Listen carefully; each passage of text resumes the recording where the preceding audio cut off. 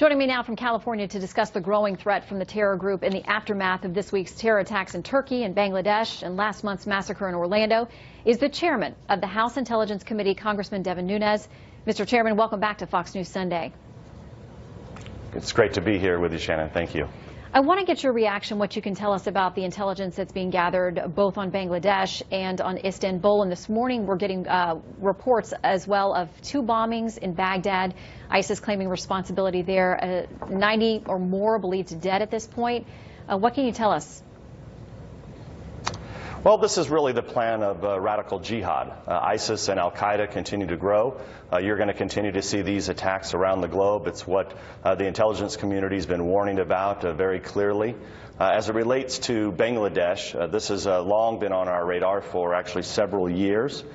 In fact, just this past week, we had one of the subcommittee chairmen from the House Intelligence Committee, Mr. Frank Lobiondo from New Jersey, was there actually the day before the attack, trying to work with the Bangladesh government to increase our counterterrorism cooperation with the Bangladesh government because we knew that ISIS and al-Qaeda were growing there. I think the Bangladesh government has a long way to go, very populous country, 170 million people, kind of put into an area the size of Iowa. I think most Americans would understand how many people that would be. Iowa, I think, is around 4 million people. Bangladesh, 170 million in the same area. So that's an area that's just going to continue to, I think, grow with people who are willing to blow themselves up to kill others. This attack was specifically targeted Westerners. And I think if you see the 20 or so Westerners that were killed, including, unfortunately, 1 American. Istanbul, we can go into Istanbul, but that investigation's ongoing. Clearly looks like it's tied to ISIS, but we'll know more as we continue to work with the Turkish authorities and Turkish intelligence members.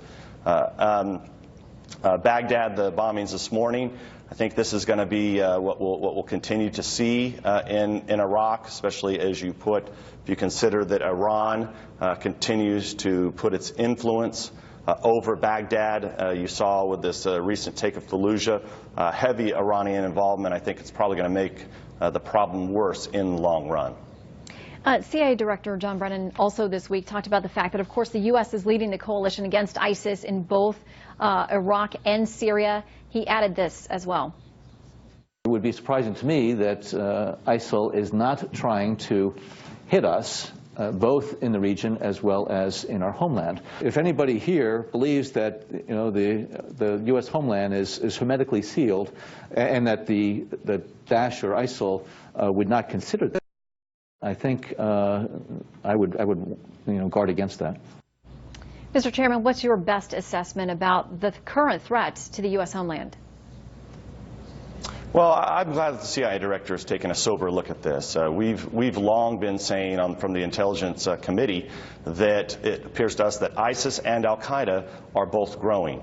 And so when you look at the potential for an attack in the United States, what I'm afraid of is that these attacks like you saw in Orlando, like you saw in San Bernardino, are going to become the norm. And about, I guess it was about 2 years ago, the FBI came before us at the committee and said very clearly that they were concerned about radicalization of jihadists over the internet.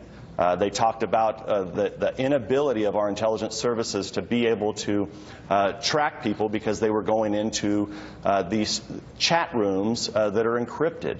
And so I think it's no secret that Americans know now that there's investigations going on in 50 states. 4th of July clearly brings up concerns because you have a high number of Americans that are going to get together, enjoy fireworks, and enjoy friends and family. But I think also the American people are resilient.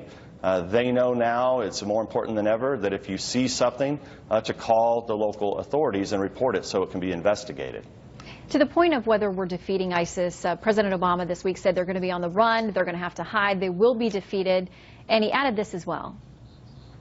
We will not rest until we have dismantled these networks of hate that had an impact on the entire civilized world. And of course that comes at the same time as we played a little bit earlier from Director Brennan saying we still have a ways to go before we're able to say we've actually made significant progress against ISIS.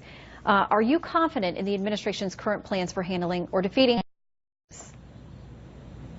Well, I just wish that the rhetoric that the president used actually matched the action. So there continues to be no strategy to deal with Iraq and Syria and North Africa, Bangladesh. And if you look at the spread of jihadism from Morocco to the Philippines, it continues to grow. This is the President of the United States who said that al-Qaeda was on the run. Al-Qaeda then morphed into ISIS, and it's important for people to understand those connections. So to only have a plan in Iraq and Syria to try to deal with ISIS, that's not going to solve the problem. I look at this as, and I'll just kind of outline just a very brief solution, but there's kind of three pillars that have to be dealt with. You've got a North Africa problem, and I think you've got to bring NATO into that, Southern Europe into that, because that's an area where you have a lot of refugees that are crossing over from North Africa into Europe, not to mention that a lot of fighter flow and weapons flows are going from North Africa into Iraq and Syria. And remember, this was primarily because of the destabilization of Libya. The second pillar, I would say, is Iraq and Syria. Got to be dealt with. Currently, right now, having Iranian-backed militias go into Sunni areas to clear out cities like Fallujah, I think is a strategic mistake.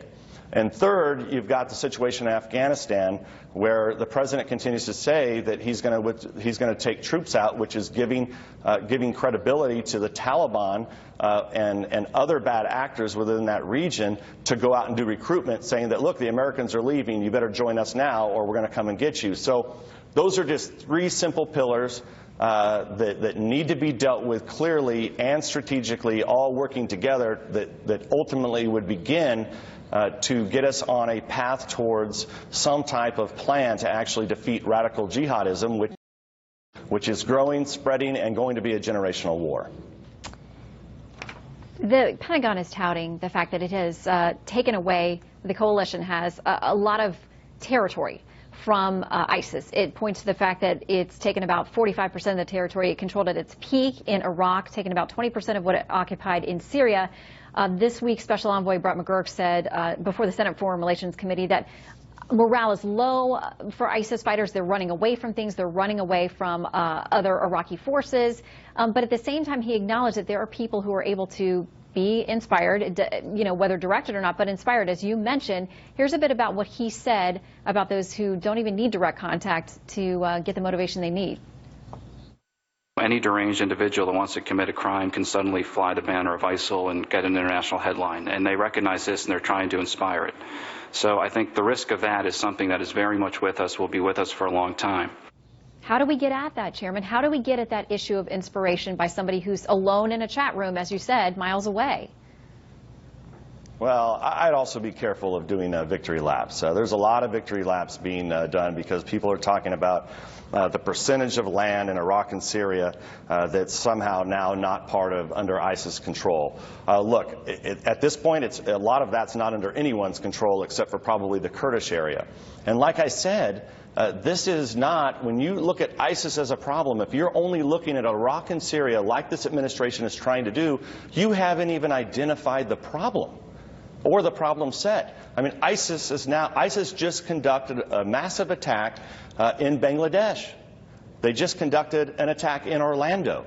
To try to say that somehow we're winning this right now, I think is just far-fetched. And that's why I tried to outline just kind of the basis of a plan that I hope the presidential candidate will begin to talk about. How ultimately do we go out and build a strategic plan that identifies the enemy and begins to take the fight to this enemy, because I'm afraid that these attacks are going to become the norm globally.